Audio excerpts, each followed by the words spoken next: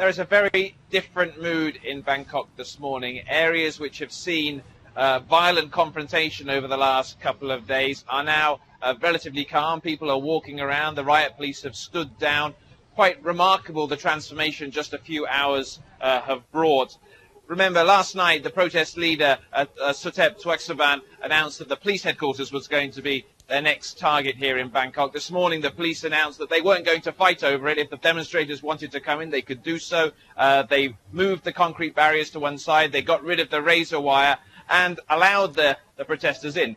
As things have rather bizarrely transpired, the protesters have refused to go inside the building. They're just on the fence outside. Now, at a separate location, you'll remember that Government House, the office of the Prime Minister, has been perhaps the most contested and most violent of all the locations in Bangkok. At the moment, it appears that those scenes are being repeated. What we saw at the police headquarters also taking place there. People are reporting a much calmer scene. The riot police seem to be at ease, and the demonstrators themselves are not firing fireworks, rockets, missiles, as they did through last night into this morning. It's a quite remarkable turnaround.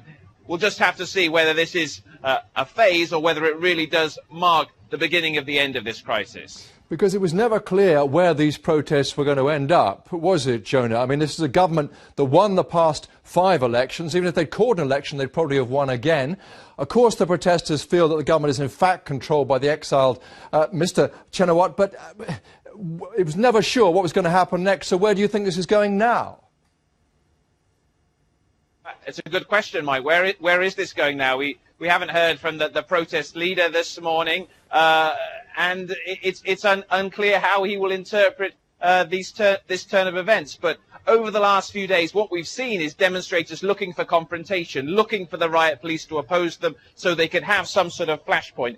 If the riot police aren't willing to provide that, who are the demonstrators going to push against? If they really do want to continue with this, they're going to have to look for new, harder targets which the riot police simply can't let them walk into. But certainly today, it does appear that things have changed.